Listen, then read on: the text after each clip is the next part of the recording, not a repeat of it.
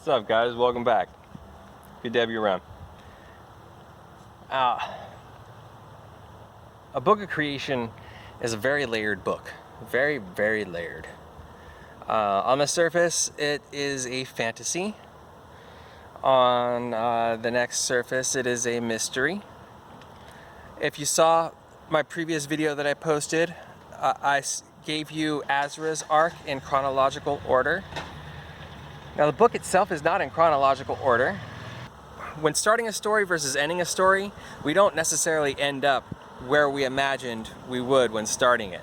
You know, we start a story and it has its plot points, it has A, B, C, it beginning, middle, and end, and it ends. And you send it to an editor, and the editor's like, hey, you totally I was reading your book and I got to this point and I was like, oh my God, light bulbs blowing off my head.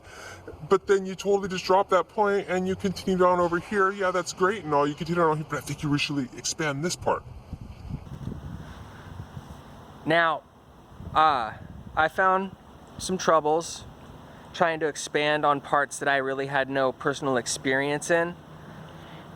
But over time, it took 20 years to write this book. Over time, in living life, I ended up having some of those personal experiences. And I was able to incorporate the editor's, advice in writing out, drawing out more experiences and filling out according to my own experience. So I'm kind of mixing up my story here. I apologize about that. I've had two editors work on a book of creation. I had my first editor work on it in 2006, 2007 was when I had my first editor. And that was on draft number 2. And so I lived this whole long life still writing, trying to figure things out. And eventually, another one of the layers of the story showed up, which was incorporating my own personal life into this fantasy story that I started. They say, write what you know. If you want to write the best story that you can write what you know. And what that means is write from your own personal life experience. If you've ever had a trouble, a problem that you faced, even if you failed in that moment and you didn't overcome it and you still have that problem in your life, write about it. And in writing it out, you start to come to logical terms of how that situation could be overcome. And you start getting a story out of it. And so this next layer that I'm talking about in a book of creation is about writing a book. It's about world building so that you can create a fantasy world. There is, in a book of creation, there are what I call libraries, and they are places where creators go, and when they write on the wall in the library, it manifests itself in reality somewhere. And the main character is constantly having to go back. The main character lives a part of life, and then he's in a stalled situation where he's thinking about things.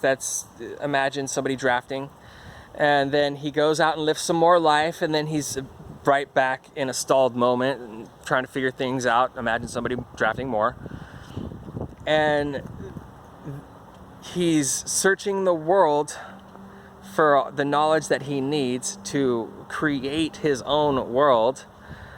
Imagine somebody world building and drafting, and he's going to libraries to be able to make this happen, researching and drafting more and creating his world in the libraries through the help of using libraries.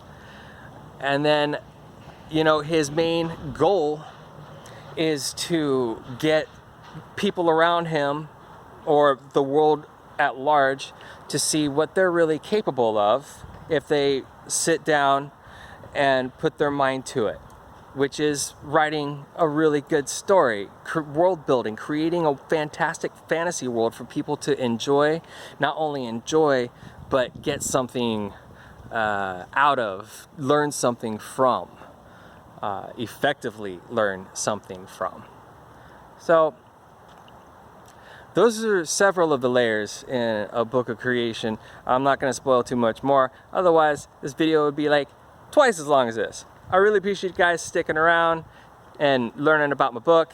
And check out links down in the description. Get yourself a copy. I would greatly appreciate it. We'll see you guys around.